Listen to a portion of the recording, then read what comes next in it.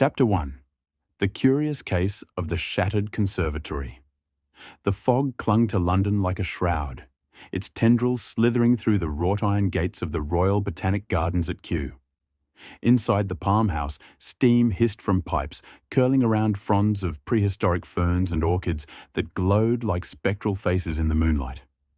Sir Reginald Thornbury, a baronet known for his patronage of the sciences, lay sprawled beneath a towering Amorphophallus titanum, its grotesque bloom wilting as if in sympathy. His face, frozen in a rictus of terror, bore no visible wounds. Yet his hands clawed at his throat, nails caked with a faint iridescent dust. Sherlock Holmes knelt beside the body, his hawk-like profile sharpened by the flicker of a gas lantern. He plucked a monocle from his pocket and examined the powder on Thornbury's collar. Watson, hovering at his shoulder, remarked on the absence of blood. Holmes silenced him with a raised finger. "Observe the pupils, Watson, dilated beyond natural limits. This man did not die of violence. He died of fright." The garden's head curator, a gaunt man named Alistair Greaves, paced nearby, his hands trembling as he recounted discovering the body. Greaves' voice wavered as he described Thornbury's recent visits. Donors' tours, he called them, though his lips twitched at the word. Holmes' gaze lingered on a locked glass case housing a specimen labelled Nepenthes raja, its pitcher brimming with viscous fluid. "A carnivorous plant," Greaves murmured, "but hardly lethal to humans." Holmes did not reply. That evening, in Baker Street, Holmes spread a botanical journal across the desk. A circled entry detailed an expedition to Sumatra, where Thornbury had funded a search for the Rafflesia arnoldi, a corpse flower. Scribbled in the margin, hybridization risks, volatile pollen, EC's incident. Watson inquired after EC, but Holmes was already buttoning his coat. "We must revisit the garden, Watson. By daylight, its thorns may yet speak." At dawn, they found Greaves tending a secluded greenhouse, its air thick with the cloying sweetness of Brugmansia.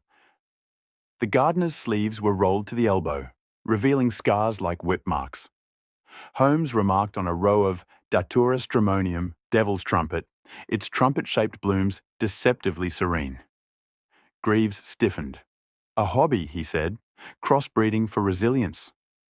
When Holmes asked after EC, the man's shears slipped, nicking his thumb. Evelyn Crowe, a botanist, died in Sumatra. An accident. A flash of movement beyond the glass caught Watson's eye. A woman in a grey cloak vanishing into the hedgerow.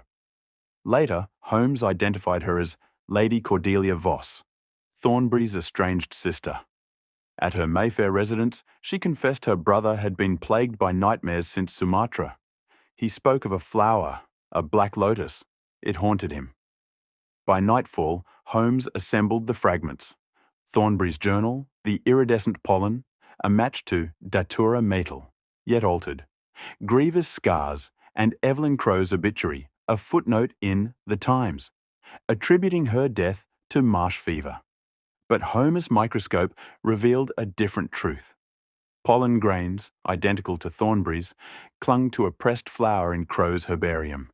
"A killer who weaponizes memory," Holmes mused, steepling his fingers. "The poison invades the mind, conjuring phantoms from the victim's deepest guilt." Thornbury saw whatever he feared most, as did Crowe. Watson frowned. But why kill Thornbury now? Holmes' eyes gleamed. "Because someone has perfected what nature began, a hybrid, and our gardener has been pruning more than plants." As the clock struck midnight, a scream pierced the fog. Another body had been found. This time, a patron of Thornbury's expedition. Clutched in the victim's hand, a single petal, black as a starless sky. Chapter 2. The Phantom of Sumatra. The second victim, a silver-haired industrialist named Horace Blackthorne, lay crumpled in the shadow of Kew's pagoda tower, his fingers clutching a velvety black petal. His face mirrored Thornbury's, eyes wide and glassy, lips peeled back in a soundless scream. Around him, the gravel path bore no footprints, no signs of struggle.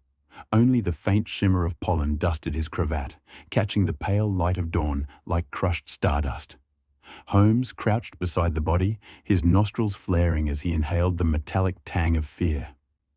"Observe the petal, Watson," he murmured, lifting it with tweezers. "Nelumbo nucifera, the sacred lotus, but dyed black. A deliberate affectation." Watson leaned in, noting the unnatural hue. "A calling card?" Holmes' reply was curt. "A confession. Our killer believes their work divine." The connection to Thornbury was immediate. Blackthorne had been among the financiers of the ill-fated Sumatra expedition, a venture that had ended in scandal when its specimens vanished en route to London. Holmes dispatched Watson to dig through Blackthorne's affairs while he prowled the garden's underbelly. The seed vaults, the grafting labs, the damp corridors where Grievous hybrid experiments thrived. In Grievous' greenhouse, Holmes found trays of Datura Mattel seedlings, their spindly stems marked with handwritten labels. Cross-pollination 12 BC. A ledger lay open, its pages dense with notations on alkaloid levels. A single entry stood, circled in red. EC formula. Volatile but viable. Before Holmes could pocket it, Greaves materialized in the doorway, his hands crusted with soil. "That is private," he hissed, snatching the ledger. Holmes tilted his head. "Evelyn Crow's formula, I presume. The one that killed her?" Greaves' face hardened. "It was never meant for her. They stole it. They twisted her work." Watson, meanwhile, unearthed darker truths in Blackthorne's study. Letters from Sumatra revealed the expedition's true purpose, not merely to collect flora, but to exploit a rumored black lotus with hallucinogenic properties, a plant local tribes feared as a conduit to the spirit world. Blackthorne had written of a nightmarish incident, a porter driven mad after inhaling pollen, leaping into a ravine. "Thornbury insists we bury the affair," the letter concluded. "But the flower, it follows us in dreams." When Holmes and Watson reconvened at Baker Street, they pieced together the threads. Evelyn Crow, Grievous' lover, and a brilliant botanist, had accompanied the expedition as Thornbury's protégée. Her journals, recovered from a pawn shop in Bloomsbury, detailed her breakthrough, a hybrid of Datura and Rafflesia, engineered to amplify the mind's susceptibility to suggestion. "A psychological scalpel," Holmes muttered. But Thornbury's investors saw only profit. They pushed her to accelerate the trials. A knock interrupted them. Lady Cordelia Voss stood on the threshold, her ashen face veiled in black crepe. She bore a confession. She had funded Crow's research in secret, hoping to weaponize the pollen against her brother's enemies. "Reginald discovered my plans," she said, her voice brittle. "He destroyed Evelyn's notes, dismissed her death as a mishap. But I swear to you, I did not kill him." Holmes' gaze narrowed. "No. But you know who did." The next victim struck at dusk. Mrs. Eliza Hartigan, a philanthropist who had bankrolled the expedition's shipping, was found in her conservatory, strangled by a vine of Gelsemium elegans. Yet again, iridescent pollen coated her lips.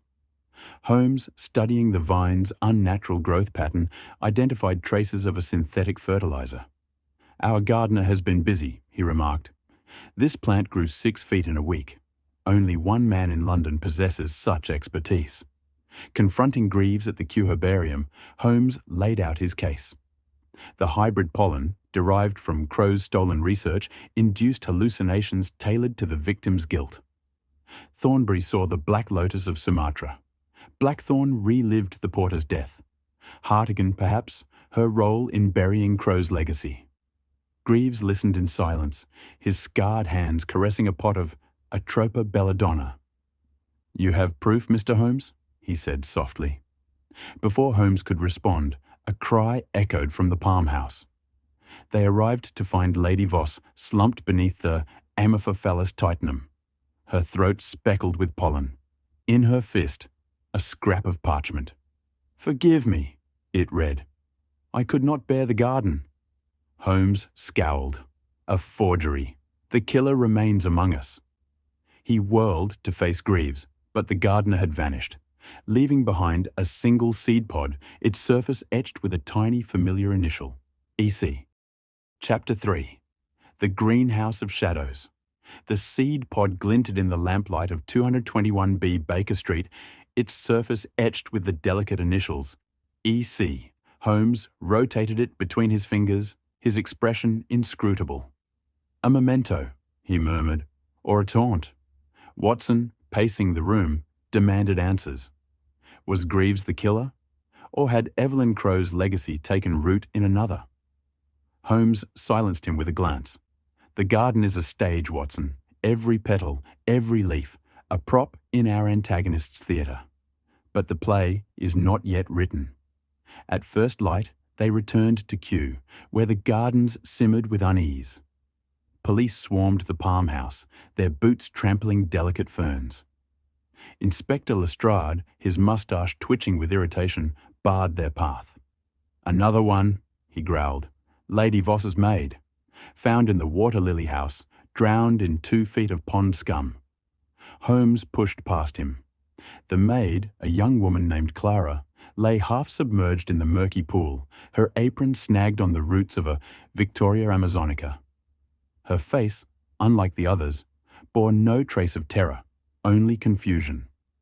Holmes knelt, retrieving a locket from the water. Inside, a faded photograph. Clara and Alistair Greaves, smiling beneath a willow tree. His sister, Holmes deduced. Another thread in the web. Greaves, now the subject of a citywide manhunt, had left a trail of botanical breadcrumbs. A greenhouse near Hampstead Heath, rented under a false name, housed rows of Datura Mattel hybrids, their blossoms streaked with black veins. Notebooks stacked on a workbench detailed genetic manipulations, cross-referenced with Crow's original formulas. Yet the most damning evidence lay buried in a locked drawer, vials of pollen labelled Project EC, and a map of London, its elite marked with red X's. Holmes traced the X's, Thornbury, Blackthorn, Hartigan, Voss, and paused. "There's a fifth," he said, tapping a spot in Mayfair. "Lord Everard Smythe, financier of the expeditions. Second voyage." Watson frowned. There was no second voyage. Holmes' smile was razor-thin. "Precisely." They arrived at Smythe's mansion to find the gates ajar, the gardens overgrown. Inside, the air reeked of decay. Smythe, a skeletal figure swaddled in opium-stained silk, cowered in a solarium choked with brugmansia. "They're coming for me," he slurred, clawing at his neck. "The flowers," they whisper. Holmes seized his wrist. "Who funded the return to Sumatra, Smythe? Who ordered Crow's research destroyed?" The man whimpered. "She did. The lady with the scars." Before Holmes could press further, a crash echoed from the hall. Watson gave chase, plunging into the mansion's labyrinthine cellars. There, in a chamber lit by fungal bioluminescence, Greaves stood amid specimens of Ophiocordyceps unilateralis, a fungus that turned ants into puppets. "You see, Doctor," Greaves said, his voice eerily calm. "Nature is the ultimate manipulator. I merely refine her work." Watson raised his revolver, but Greaves vanished into the shadows, leaving behind a spore-filled vial.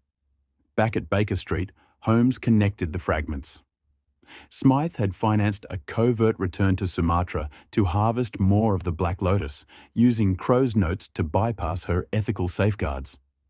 Greaves, learning of this, had vowed to expose them all by forcing the guilty to confront their sins.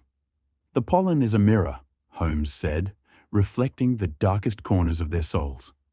A midnight telegram from Lestrade interrupted them. Smythe's body had been found in the Thames, his pockets stuffed with lotus petals. Holmes surged to his feet. "The killer's finale approaches. We must act before—" A gunshot cracked outside. They flung open the door to find Greaves slumped on the steps, a bullet in his lung and a revolver in his hand. His final words were choked with urgency. "The greenhouse, she is not finished." In his coat pocket, a ticket to the Kew Orchid exhibition, slated for dawn. Chapter 4. The Orchid Gambit. The Kew Orchid exhibition unfolded under a leaden sky, its glass pavilion shimmering like a mirage. Inside, hundreds of blooms throbbed with unnatural vibrancy: crimson, cattleya, ghostly, dendrophylax, and a centerpiece shrouded in black velvet, a specimen labelled Phalaenopsis nocturna. Its petals, ink black and veined with gold, exuded a faint luminescence. Crowds marvelled, unaware of the danger coiled in its heart. Holmes and Watson slipped through the throng, their eyes locked on the exhibit. The ticket from Grievous' pocket had been no accident. This was the killer's crescendo. "Observe the patrons," Holmes muttered. "Lord Everard's associates, bankers, politicians, all complicit in silencing Crow. Today they reap what they sowed." Watson tensed. "You think the pollen will be dispersed here?" Holmes' reply was ice. In full view of the Times and the Crown, a poetic reckoning. As the clock struck noon, a figure emerged from the shadows. A woman in a botanist's apron, her face obscured by a veil. She adjusted the phalaenopsis with practiced hands, her sleeves slipping to reveal scars identical to Grievous. Holmes stiffened. "The hybridization burns," he whispered, "a side effect of handling raw pollen." Before Watson could react, Holmes strode forward. "Miss Crow," he declared, loud enough to turn heads, "your performance has been masterful, but the curtain falls." The woman froze. Then, slowly, she lifted her veil. Evelyn Crow's face, once presumed lost to Sumatra, was a patchwork of burned tissue and resolve. The crowd gasped. "Sherlock Holmes," she said, her voice rasping like wind through dead leaves. "You see the garden, but not the rot beneath." She gestured to the orchid. "Nocturna, a hybrid of my design. Its pollen carries memories, Mr. Holmes, not hallucinations. Truth." She plucked a bloom, releasing a shimmering cloud. "These men funded expeditions, yes, but not for science. They sought to weaponize my work, to sell hallucinogens to armies. When I refused, they sabotaged my lab." Her scarred fingers trembled. "The fire was meant to kill me. Instead, it gave me purpose." Watson edged closer, but Holmes held up a hand. "Greaves believed he avenged you," he said. "He killed Thornbury, Blackthorn, the others, yet you orchestrated it. His guilt over your death made him pliant. Even now, you wield his legacy." Crow's smile was bitter. "Alistair loved me, but love is a weak vine. It strangles." The pollen thickened, swirling toward the crowd. Patrons coughed, their eyes glazing as suppressed memories surged: bribes, cover-ups, the charred ruins of Crow's lab. Lord Smythe's widow collapsed, wailing as she relived signing Evelyn's death warrant. Holmes lunged for the orchid, but Crow blocked him, a vial of pollen in her fist. "You cannot stop truth, Mr. Holmes. It blooms." In the chaos, Watson spied the solution: the pavilion's irrigation system. He hurled himself at a lever, dousing the room in a deluge. Water diluted the pollen, rendering it inert. Crow screamed, clawing at her disintegrating blooms. "You drowned justice," she snarled. Holmes seized her wrists. "No, madam, I prune it." As police dragged her away, Crow hissed a final vow. "The seeds are sown. They will rise again." Holmes, plucking a black petal from the wreckage, turned to Watson, a fitting epitaph. Days later, at Baker Street, Holmes examined a letter from Sumatra. A tribesman's sketch depicted a black lotus, its petals marked with Crow's initials. Watson frowned. "Do you think others will pursue her work?" Holmes tossed the letter into the fire. "Evelyn Crow's garden is ashes, but where there is soil, there will always be weeds." Outside, fog swallowed London, and somewhere a seed took root.